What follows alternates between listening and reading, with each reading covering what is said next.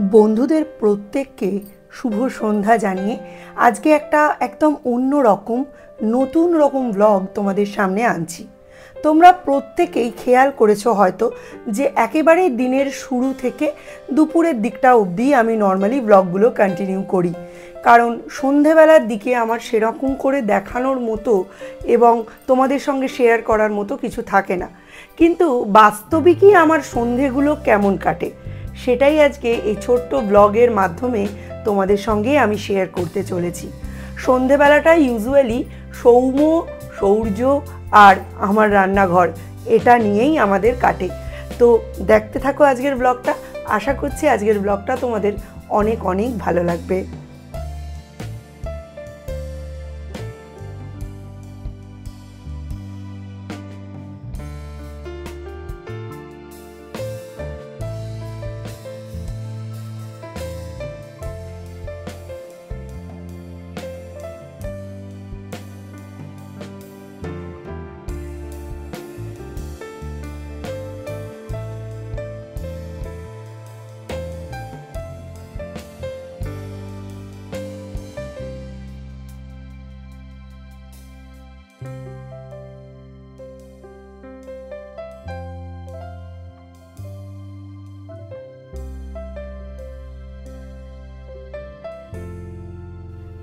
বিকেলবেলা ঘুম থেকে উঠে প্রথম কাজ হচ্ছে ছাদে উঠে ছাদের গাছগুলোয় জল দেওয়া। সেটা অবশ্য এই ব্লগে তোমাদের সঙ্গে শেয়ার করিনি, কারণ আগের ব্লগগুলোতে মাঝে মাঝে তোমরা সেই অংশটা দেখেইছো। তারপর স্নান করে বা গা হাত পা ধুয়ে পুজো সামলে আমি চলে আসি আমার কিচেনে কিছু বেসিক প্রিপারেশন করব বলে। ইউজুয়ালি চালটাকে ভালো করে ধুয়ে জল দিয়ে ভিজিয়ে রাখা, মাছ যদি করার থাকে নুন হলুদ মাখিয়ে রাখা, সবজি কেটে রাখা পরের দিনের জন্য, যাতে পরের দিনের কাজের কোনো অসুবিধা না হয়। এই সব বেসিক টুকিটাকি কাজগুলো তো থাকেই। আর তার সঙ্গে থাকে সৌর্যের রুটিন। সৌম্য আজকাল নিজেই পড়াশুনো করে, অবশ্য ক্লাস 6-7 থেকে ও নিজের পড়ার, নিজের তৈরি হওয়ার একটা হ্যাবিট আমি গ্রো করিয়েছি। ও নিজেই নোটস বানায়, নিজেই কোয়েশ্চেন আয়ার তৈরি করে, নিজেই তার অ্যান্সার করে। কিন্তু সৌর্যর তো এখনও সেই বয়স হয়নি, তাই এই সমস্ত বেসিক কাজগুলো করতে করতে আমি আস্তে আস্তে সৌর্যকে টিফিন দিয়ে দিই। আর তারপর আমি সৌর্যকে নিয়ে বসে যাই পড়ানোর জন্য। চাল টাল ভিজিয়ে রাখা কমপ্লিট। তোমাদের সাথে কথা বলতে বলতে মাছে নুন হলুদও মাখিয়ে নিয়েছি।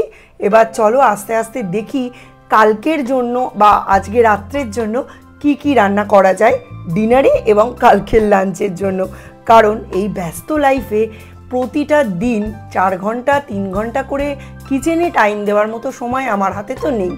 আশা করছি তোমাদের হাতেও নেই, কারণ পড়াশুনো, অফিস, স্কুল সব কিছু সামলে কিচেনে এত সময় দেওয়া খুব মুশকিল। কি তোমাদের কি মনে হয়? তোমরা কি আমার সঙ্গে একমত, না তোমাদের অন্য কিছু মনে হয়? কমেন্টে অবশ্যই জানিও।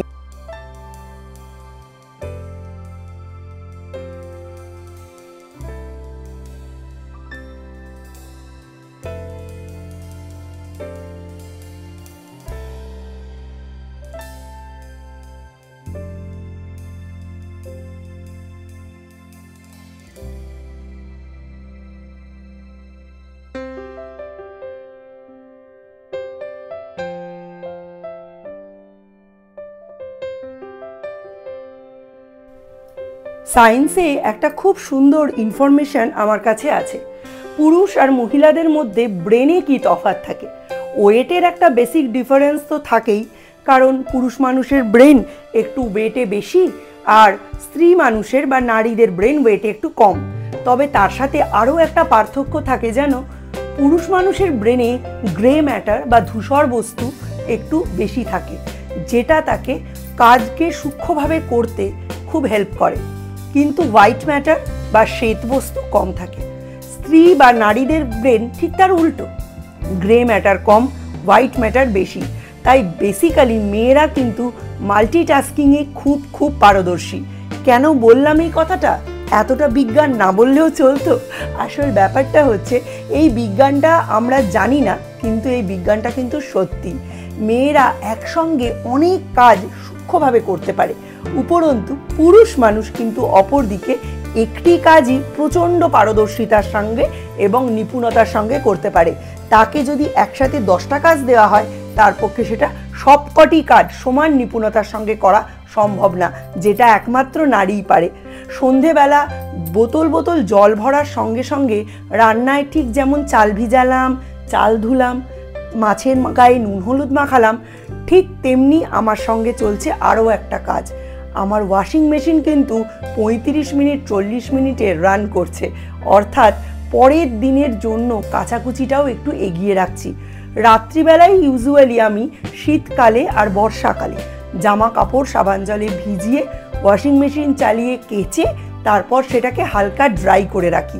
সকালবেলা ঘুম থেকে উঠে মিস্টার বিশ্বাসকে চা দিয়েই আমি পৌঁছে যাই জামা কাপড় মেলতে, আর যে সময় তোমাদের সঙ্গে আমি গল্পটা শুরু করি। সুতরাং বুঝতে পারছো তো, তোমরা যেটুকু দেখো তার বাইরেও আমার প্রচুর কাজ থাকে। ঠিক যেমন না দেখালেও আমার থেকে বেশি তোমরা অনেক কাজ।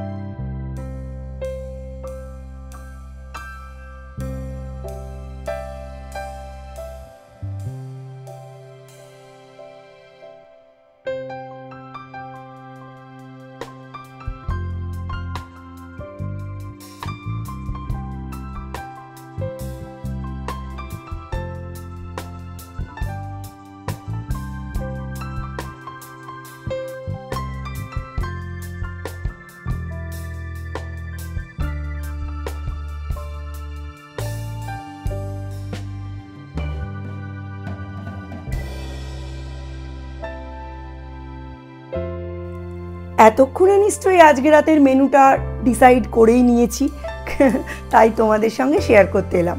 আজকে সিম্পল ডাল, বেগুন ভাজা, ঝিঙে পোস্ত আর আলু বেগুন বড়ি দিয়ে মাছের ঝোল, এই হচ্ছে আমাদের মেনু। টিপিক্যাল একটা বাঙালি বাড়িতে যেরকম মেনু। আমার শ্বশুরমশাই থাকাকালীনই আমাদের বাড়িতে রাতে কোনোদিন রুটি হতো না। বাবু বলতো রুটি বাবুর খুব একটা হজম হয় না। বাড়ির কর্তা যেহেতু খেত না, তাই এই বাড়িতে রাতে রুটির খুব একটা প্রচলন নেই। আর মিস্টার বিশ্বাস যেহেতু একমাত্র রাত্রিবেলাই আমাদের বাড়িতে খাওয়া দাওয়া করেন, একবেলা ভাত, তাই সেই জন্য রাত্রে বা দিনে কোনো সময়ই আমাদের বাড়িতে রুটিটা খুব একটা হয় না।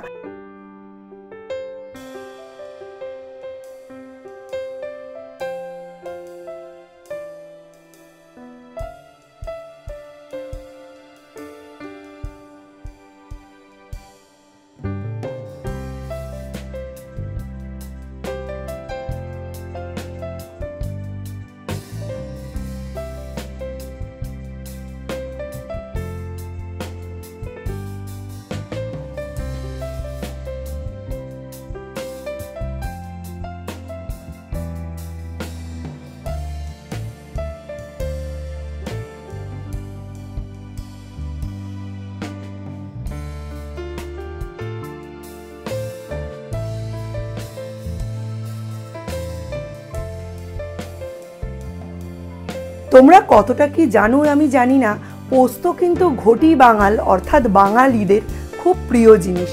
যেহেতু বাংলাদেশ হচ্ছে আমাদের প্রচণ্ড শীতল জায়গা, সেখানে কিন্তু সর্ষের চল খুব বেশি, কারণ ওখানের ঠান্ডা আবহাওয়ায় সর্ষে কোনো ক্ষতিকর প্রভাব ফেলে না, কিন্তু ফেলে পশ্চিমবঙ্গে অর্থাৎ ভারতে। ভারতে কিন্তু আবহাওয়া বাংলাদেশের তুলনায় উষ্ণ, তাই বাঙালিরা এখানে কিন্তু সর্ষের থেকে পোস্তটা বেশি পছন্দ করে। দুই বাংলাতেই কিন্তু পোস্তর প্রাধান্য রয়েছে, তবে বানানোর পদ্ধতি, ফোড়নের পদ্ধতি, খাওয়ার পদ্ধতি এবং তার সঙ্গে কি থাকবে সেগুলো কিন্তু ক্ষেত্র বিশেষে ভ্যারি করে। যেমন অনেক ক্ষেত্রে দেখবে পোস্ততে হলুদ দেওয়া হয়, অনেক ক্ষেত্রে দেওয়া হয় না। কেউ শুধুমাত্র শুকনো লঙ্কা ফোড়ন দেয়, কেউ কালো জিরে দেয়, আবার কেউ দেয় 5 ফোড়ন। কেউ কেউ আবার পোস্ত বাটা একদম শুকনো শুকনো করে, যাতে বেশ কিছু গোটা পোস্ত তার গায়ে লেগে থাকে। আবার কেউ একটু ঝোলঝোল পোস্ত পছন্দ করে। আমাদের বাড়িতে এক এক সময় আমি এক এক রকমভাবে পোস্ত করি, কারণ ঝিঙে, চিচিঙ্গে, পটল, ঢ্যাঁড়স, আলু সব কিছু দিয়ে খুব সুন্দরভাবে পোস্ত খাওয়া যায়। আর জানোই সৌম্য, সৌর্য, মিস্টার বিশ্বাস সকলেই বেগুন ভাজা খুব পছন্দ করেন। সেই জন্যেই বেগুন ভাজা, উচ্ছে আলু ভাজা, ডাল, ঝিঙে পোস্ত, মাছের ঝোল, এই দিয়েই একটা কমপ্লিট মেনু তৈরি করেছি। আমরা বাড়ির বউরা কিন্তু নিউট্রিশনিস্ট, এই কথাটা কিন্তু মানতেই হবে। বাড়ির সকলের স্বাস্থ্যের ভার কিন্তু আমাদের হাতেই। চলো, তোমাদের সঙ্গে গল্প করতে করতে সমস্ত রান্না কি সুন্দর হয়ে গেল। এইবার সৌম্যর জন্য একটু ভাত বেড়ে দিই। এই ভাত বেড়ে দেওয়াটাও কিন্তু একটা আর্ট, যেটাতে আমি একেবারেই নভিস। আমার শাশুড়ি মাকে, আমার ননদকে, আমার ঠাকমাকে আমি যেভাবে ভাত বাড়তে দেখেছি, আমি তার ধারে কাছেও যাই না। ওরা যদি 100 হয়, আমি 1।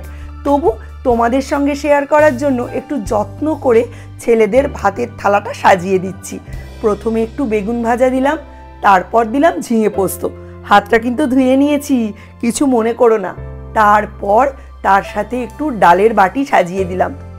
সৌম্য আর সৌর্য দুজনের কেউই উচ্ছে আলু ভাজা খাবে না, তাই বাটি ভর্তি করে দিলাম ডাল, আর তার সাথে আরও একটা বাটিতে ভালো করে সাজিয়ে দিলাম মাছের ঝোল। দেখা হবে অন্য একটা ব্লগে। আজকে খাওয়া দাওয়া করে নি, চল।